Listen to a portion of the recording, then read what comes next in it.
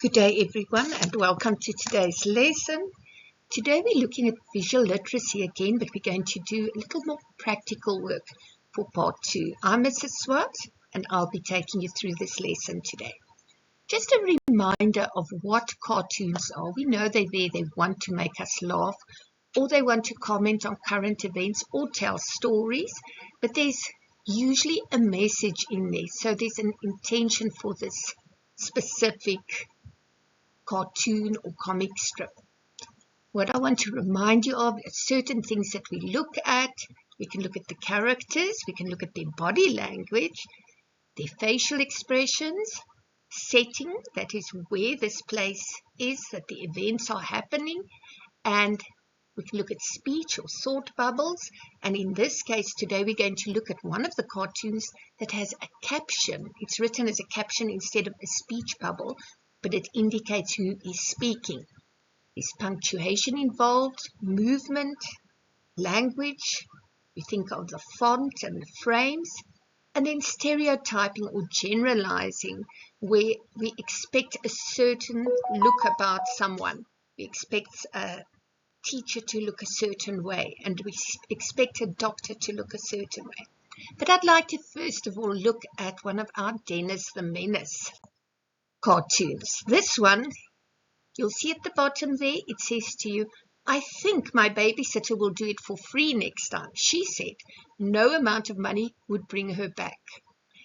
The mother's on the phone. Well, we get the idea. The setting there is that the mother's trying to get a babysitter to come and look after Dennis.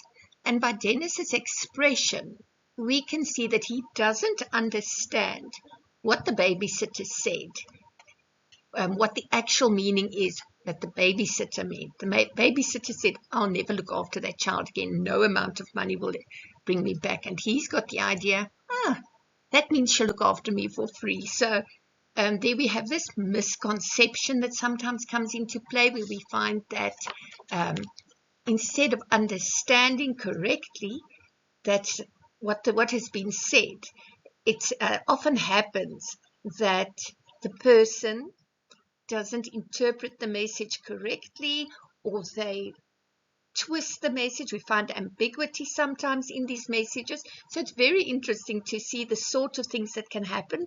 I have a list of things we look at. I said already characters. We look at the visual versus the verbal. So here we can see Dennis the Menace's expression. He's relaxed, sitting on the stairs, obviously in their house. That would be the setting. But what his face says and his body language says contradicts what our babysitter has said, because the babysitter is under no circumstances will I ever look after that child. But Dennis has the idea that she would love to look after him, and she'll even do it for free. So we have the poor communication that comes in here that often mixes up the message. Often puns are used to do it. And then we look at the font style. You'll see some letters are larger than others. She says she'll do it for free next time. No amount of money would bring her back, which his whole impression is, she's going to do this for free. She loves looking after me. We also find things like interjections. And sometimes in a cartoon you say, ugh, yuck, ooh, okay. These sort of things that are more almost like sounds that we hear. And then we have anticipation versus reality, where we see he has this whole idea of, she loves me so much, she's coming back. But it's totally contradictory to how she really feels. And that's what makes it funny, is that he thinks, she loves me so much, she's going to do this for free. Then I want to also touch on one of our Madam and Eve cartoons. I love Madam and Eve, and these are the ones that you will be asked to have a look at how you can identify people's emotions and feelings. If we look at frame 1, we can see that Eve looks very, very content, self-assured, because she can now see something that she thinks is the truth. She says, look, madam, there's no driver. It must be one of those self-driving minibus taxis I hear they're testing. Okay, and if you look at her facial expressions, her body language, she's confident. She's really, you can see she feels confident about this. Her eyes are wide. You can see on her face she has a smile. and she's really sure this is what it's about. And you can also see there's just a little line to show that she's speaking. Madam's eyes are nearly popping out her head, so she might be quite surprised at what she's seeing. But in frame 2, what makes this funny is Madam turns and looks at her as if to say, really? You know, with her eyes drooping in almost like a I told you so expression. And our poor person here is really upset because Eve looks and she says, oh my word, it's actually a taxi that's run out of fuel and it's been pushed to the garage or wherever, and that is why there's no one driving it. So we see in frame 2, Eve is disappointed. How do we know she's disappointed? Don't say I can see it on her face. You have to say her eyes are drooping and her mouth is turned down at the corners. Remember, in the first one she's smiling and she's pleased with what she's seeing, and the next one, sad little face. Don't just say sad face. How do you know it's a sad face? Her mouth is drooping. It's drawn down in disappointment. Don't ever say, oh, I can see it. The person can see it. You have to say what you see. Now we can go and look at this cartoon a little bit further, and we will see there's quite a lot of changes in expressions, different situations. We can see it's a South African story. How do we know? Look at the setting. In frame 4, they speak of the blue light convoys, and they speak of them that actually drive safely. That's now if they had these AI drivers. Wonderful. And then they tell you about the hawkers and the hijackers. We know there are lots of them. We see about the roadblocks where they would give the police or the traffic officers cool drink. And then it carries on about all these different situations. And then when they eventually see a self-driving vehicle, Eve looks very impressed and happy. She says, you know, there's one in frame 8. And Madam says, how can you be so sure? Madam is very disbelieving. And how do I see it? She's drawing her mouth down and, you know, as if to say, oh, really, you know, she shows her disbelief by drawing her mouth down. Her eyes are big. She's like, let me see if this is true.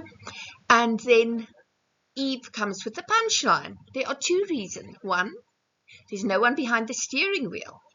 And 2, so you could look at the change in Madam's expression from frame 8 to frame 10. And she said, and there's a big sign on the back that says self-driving vehicle. So when we look at cartoons, we don't just look at the obvious. We look at what makes the humor. We look at the characters. We look at the setting. Where is this? Where does it take place? In frame 8, you can see it in the city. How do you know that? There are skyscrapers in the background. Look at what you see. In frame 7, how do we know that that man is running or walking quickly? Because there's little lines to show movement. So make sure that you know what's going on. And that you read everything, that you look at everything. Don't just look and say, how must I know what's going on? You do know what's going on because you can identify. So remember those points of the facial expressions, the body language. You can't just say, oh, he looks frustrated or angry. How do you know? What's he doing with his body? Is he leaning forward in a threatening way? What is he doing? You can't just say, I can see it in the picture. That won't bring you any marks. You have to say what you see. So you have to learn to use your English to explain what you see. It's like explaining a picture to someone who cannot see or read it themselves.